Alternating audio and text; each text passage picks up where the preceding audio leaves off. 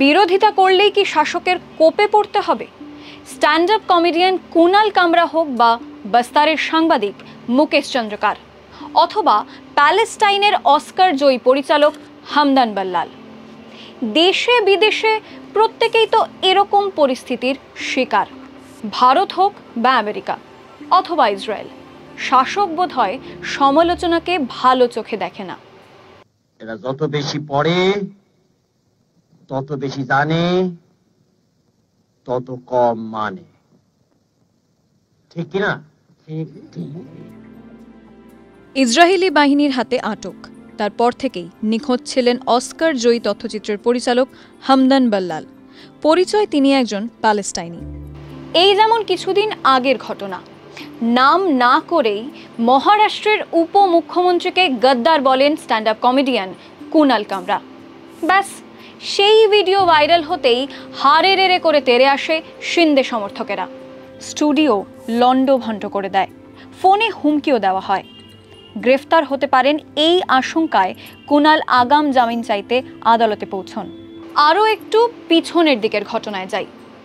বস্তারে খুন হন সাংবাদিক মুকেশ চন্দ্রকার। উদ্ধার হয় তার বিকৃত দেহ। ইন্ডিয়ান এক্সপ্রেসের রিপোর্ট বলছে, খুন হওয়ার কিছুদিন আগে তিনি একটি প্রতিবেদনে সরকারের দুর্নীতির বিরুদ্ধে কলম ধরেন। ইসরায়েল বিরোধী কথা বলায় আমেরিকার নানা বিশ্ববিদ্যালয় থেকে সাসপেন্ড করা হচ্ছে পড়ুয়াদের, বাতিল হচ্ছে ভিসা। প্যালেস্টাইনের সমর্থন করায় গ্রেফতার করা হয় এক ভারতীয় গবেষককেও। প্যালেস্টাইনের ওয়েস্ট ব্যাংক, সুশিয়া গ্রাম, অস্কার জয়ী পরিচালকের বাড়ি ঘিরে ফেলে একদল ইসরায়েলি। তুলে নিয়ে যাওয়া হয় Hamdan বাল্লালকে।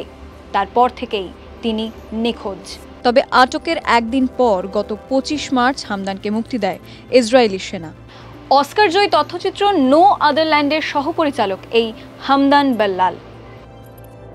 The Oscar goes to No Other Land. Israel অধিকৃত ওয়েস্ট ব্যাংকের সুশিয়া গ্রামে বাল্লালের বাড়ি। তার বাড়ি ঘিরে ফেলে একদল ইসরায়েলি। হামদানের বাড়ি লক্ষ্য করে ছোড়া হয় পাথর।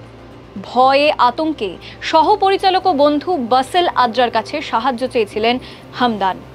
আদ্রা সংবাদ মাধ্যম সিএনএনকে জানিয়েছেন, তিনি হামদানের বাড়ির সামনে পৌঁছে দেখেন একদল ইসরায়েলি বাড়ি ঘিরে ফেলেছে। পাথর ছোড়া হচ্ছিল হামদানের বাড়ির লক্ষ্য করে।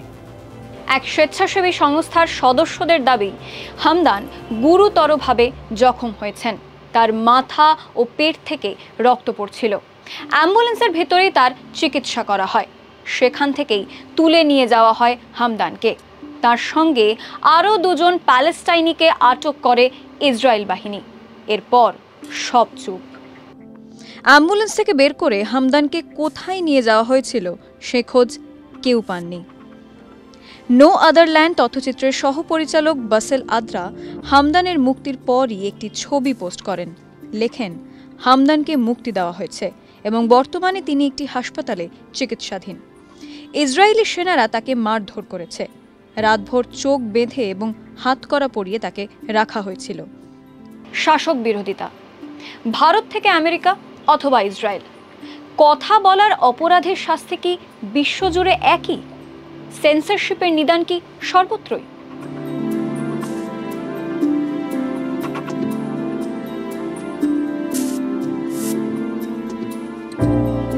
ফলো করুন আনন্দবাজার.com।